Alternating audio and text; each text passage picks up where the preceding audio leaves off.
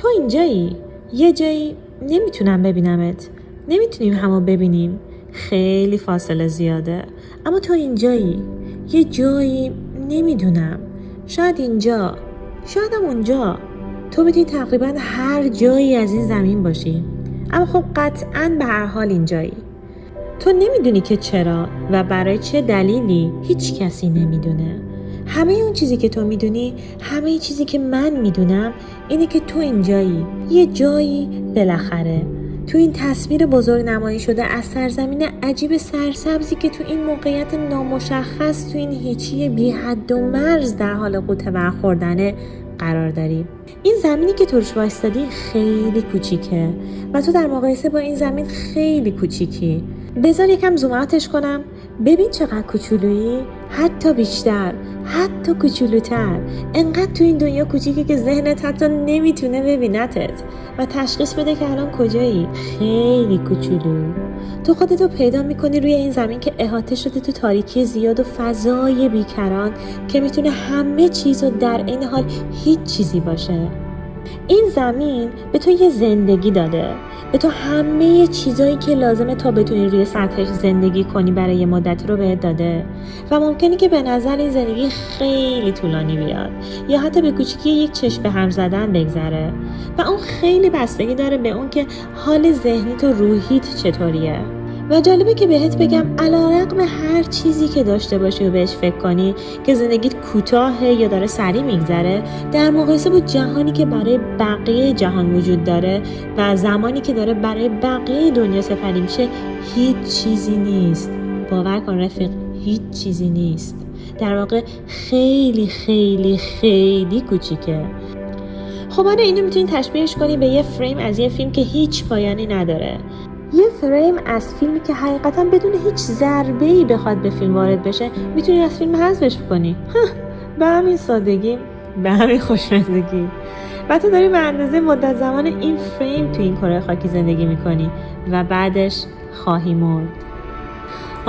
آره میدونم هیچ ایده‌ای نخواهی داشت که چه اتفاقی افتاده. اگه خیلی خوش شانس باشی، یه سری دوست و فامیل و یه سری معشوق و اینا داری که برای مدت کوتاهی بخوان ناراحت بشن از این که دیگه نیستی، اونا خیلی دلشون برات تنگ میشه. ولی خب میدونی چیه، بعد یه مدتی اونا هم سعی میکنن که دیگه به این مسئله فکر نکنن، چون که همیشه که نمیشه ناراحت بود. همیشه بخوای دلتنگ یه آدمی باشی خیلی خسته کننده است، خیلی هم ازت انرژی میبره و خب این زندگی اونا رو به هم میریزه. تلاش میکنن به این دلتنگی غلبه کنن و به زندگی کردنشون ادامه بدن به بهترین حالتی که میتونه باشه. اونا احتمالاً یا میرن پیش مشاور یا یه سری تکنیک‌ها یا هر روشی که بلدن و خلاصه استفاده میکنن تا بتونن به غمشون غالب بشن و احتمالاً هم موفق خواهند بود و بعدش اونا هم میمیرن. خب جدایی از اون، اگه تو به طور خیلی خارق‌العاده خوششانس باشی، برای مدت زمان کوتاه بیشتری توسط آدمای بیشتری به یادگار میمونی. خاطره ها یادت باقی میمونه، ولی اونم برای مدت کمیه. اینم که اینجوری شده احتمالا به خاطر این بوده که کار کردی بالاخره تو این کره خاکی، یه تاثیر بیشتری داشتی رو زندگی آدما. چه میدونم، احتمالا یه هنرمند یا دانشمند، یادم رهبر یا مخترع موفقی بودی و به این خاطره که وقتی بمیری آدمای بیشتری برای مدت زمان طولانی تری ناراحت خواهند شد. اما خیلی از این آدما احتمالا حتی یه بارم ندیدنت از نزدیک، پس احتمالا اونقدر هم درباره مرگت متأثر نخواهند شد و اصولا خیلی دربارت فکر نمیکنن. اگرم فکر بکنن شاید دچار سوء برداشت شده باشن. شاید گاهی وقتا پیش میاد. Who knows, you know. خیلی ازت ایده‌ای ندارن تو ذهن خودشون و اونا هم دارن با چارچوبای ذهنی خودشون تو رو بررسی میکنن. خب و این باعث میشه که انقدی هم برای اونا مهم نباشی و حتی اونا هم میمیرن.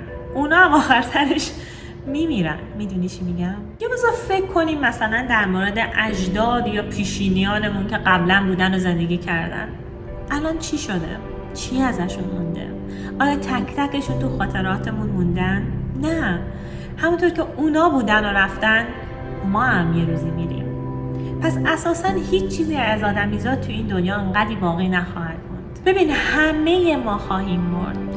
کاری که کردی، حرفی که زدی، برندی که درست کردی، سخنرانی که داشتی، قرارایی که داشتی، آدمایی که دیدی، تأثیری که گذاشتی، همشون از بین میرن. هیچی در نهایت از ما باقی نخواهند بود. همه ما خواهیم مرد. بزرگ و کوچیک همه چی محو خواهد شد. پس هر آن چیزی که تو رو الان نگرانت کرده، برات مشغله ذهنی به وجود آورده، مصاحبه شغلی میتونه باشه، قرار عاشقانه میتونه باشه، همه اینا میگذره. تو ممکنه که الان از استرس زیاد بی‌حس و فلج شده باشی. ممکنه به خودت فکر بکنی که همه زندگی من به این تصمیم الان من بستگی داره، به این شرایطی که الان توش هستم بستگی داره. ولی در واقع اینطوری نیست و سنگینی این تصمیم گیری رو شونه‌هات احساسشون بکنی که بترسی از انجام دادن کار اشتباه، بترسی از سقوط کردن. اما میخوام بهت بگم همه چیز درست میشه. در واقع چیزی نمیمونه که بخواد درست بشه. پس نگران چی هستی؟ ولی یادت باشه که توی این حجم ناشناختگی از شرایط موجود، کره زمین، این کره خاکی، جهان، دنیا، همه چیز به تو یه زندگی این وسط داده شده. به تو قدرت فکر کردن، قدرت اختیار داده شده. میتونی احساسهای مختلف رو تجربهشون کنی. ترس، غم، خشم، عصبانیت، ناراحتی، شادی، همه رو میتونی تجربهشون کنی. به تو این فرصت داده شده. مهم اینه که متوجه این مسئله باشی. درسته که همه اینا آخرش هیچیه، هیچ چیزی ازمون باقی نمیمونه، اما این به این معنا نیست که قدر فرصتی که بهمون داده شده رو ندونیم، نگیم، نخندیم، زندگی نکنیم. نه اصلاً. زندگی کن، حتی به غلط. برو کشف کن، ارتباط قوی ایجاد کن با هر چیزی که بتونه تو رو توی این کره خاکی تعریفت بکنه، توی این جهان، توی این کهکشان، توی همه این دنیا بتونه تو رو تعریفت بکنه. برو، ولی مهربون باش. برای خودت توی این دنیا شخصیت محترمی رو درست کن. خوش باش، بگو، بخند، عشق بورز، عصبانی شو، گریه کن، شکست بخور، تلاش کن، همه کار بکن. به یاد داشته باش تو زنده‌ای و به تو فرصت زندگی کردن داده شده. تا ویدیو بعد، خداحافظ.